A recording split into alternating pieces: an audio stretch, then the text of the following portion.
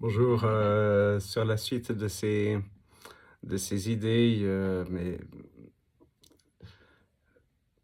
au fond, le taux de naïveté avec lequel on peut se fier à des dires soi-disant reconnus, mais moi, quand je vois ces cursus de gens, bah, très récemment, mais c'est pas lui que je cible, hein, très récemment, il y a eu un Belge, qui a fait son cursus 2 fois plus vite que quelqu'un d'autre, donc il doit avoir un QI comme 300, mais au fond, mais pas forcément lui, même des gens plus modestes, qui ont une année d'avance sur le programme ou plusieurs années.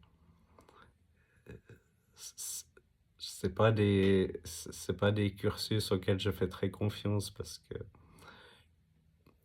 pour autant d'avoir la capacité d'assimiler les connaissances 2 fois plus vite, faut quand même être vachement confiant que les gens ont fait correct pour avaler ça à cette rapidité, hein. Parce qu'il y a des choses, tu grattes très légèrement, tu déjà un paquet de trucs à dire. Puis au fond, mais puis pour la petite parenthèse, une fois, j'ai discuté avec un type au bas de l'échelle.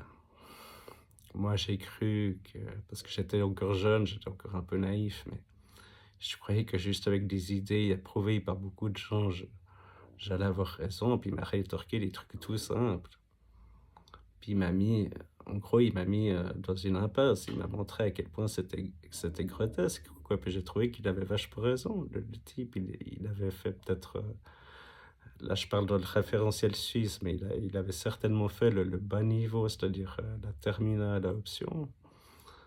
Mais en fait, il était pas d'accord avec plein de trucs et puis c'est pour ça qu'il a pas pu faire les validations qu'on espérait, tu vois? Puis là, je reviens au sujet, mais là, je prends un point parmi plusieurs que je vois. La gravité de Newton, donc cette constante de gravité G majuscule fois le produit des masses sur l'écart au carré, qu'on symbolise par un R majuscule au carré, qui est égal à la chute de Galilée, donc c'est le poids égal de la chute, soi-disant, donc égal à la chute de Galilée, petit m fois g, la petite masse fois l'accélération qu'on mesure géométriquement.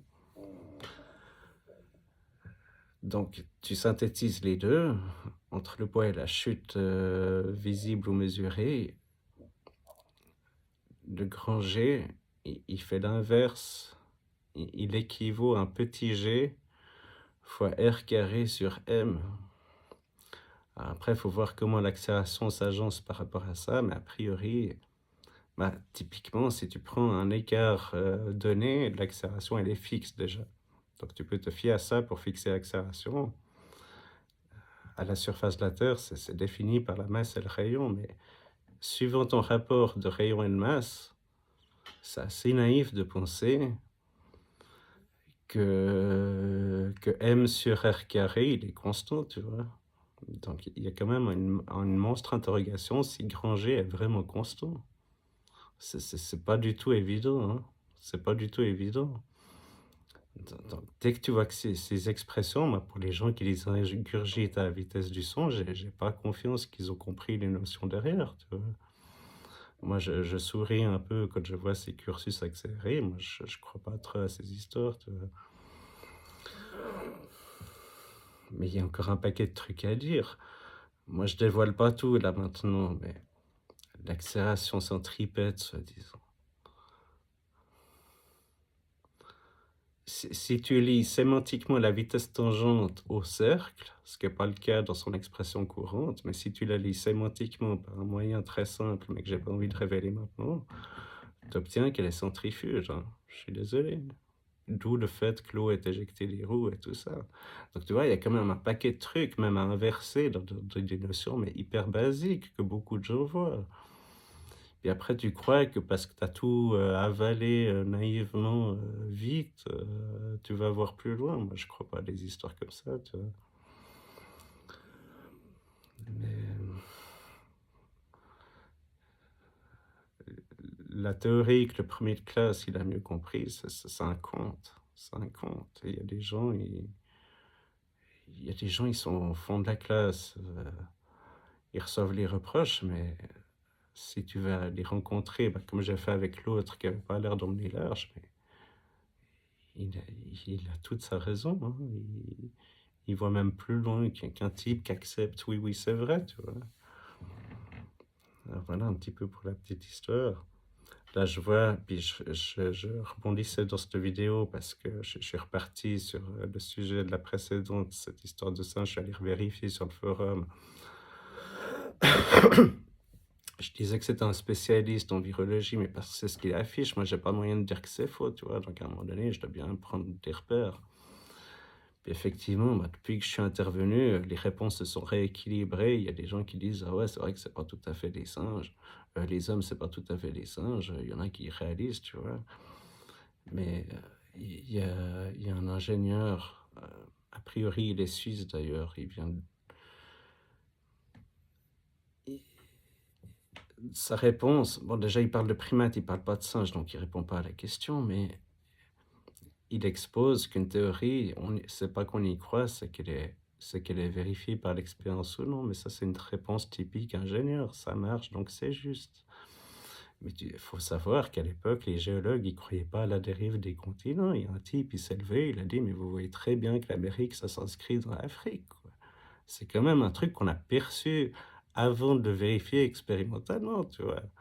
Si tu as un bobet qui attend juste d'expérimenter, ben, tu crois qu'il y a que ça qui fonctionne. C'est pas ça, hein.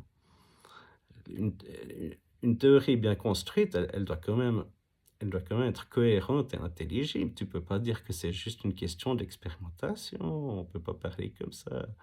Ça, c'est des propos d'ingénieurs qui ont pas vraiment vu la vraie science, tu vois? Alors voilà un petit peu sur toutes ces naïvetés, on croit que parce que ça fonctionne, c'est ça qui est vrai, mais c'est peut-être expliqué, avec des explications de plouc, hein. Il y a des théories comme ça. Alors voilà, bilan de l'histoire de cette vidéo, pas se fier à des notions agencées juste parce qu'il y en a ils sont plus nombreux à penser que c'est plutôt d'une manière, tu vois? À un moment donné, il faut avoir sa propre vision et puis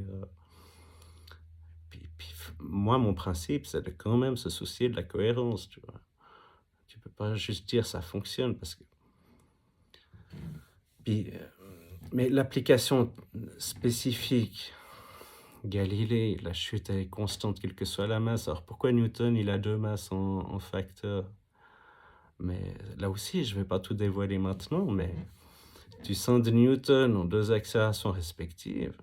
Alors, à la précision près, ça a l'air d'être la même chose, mais si tu fais varier les 2 masses selon une large gamme de valeurs, tu vois qu'en précision absolue, pas la précision qu'on voit, là, en précision absolue, ça change.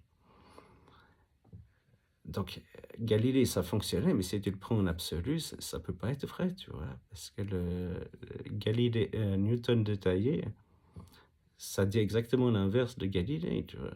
Mais les physiciens, ils savent pas, hein. Les physiciens, ils savent pas. Ils te disent que Newton, ça confirme Galilée. Ils ont pas étudié le truc, hein. Des gars spécialisés, professeurs, ils voient pas ça, tu vois? De donc, faut plus croire dans ces institutions, ces spécialistes. À un moment donné, faut ouvrir les yeux tout seul et puis, juste se fier à un truc parce que ça a l'air de marcher, on peut pas dialoguer comme ça, tu vois? Bonne soirée.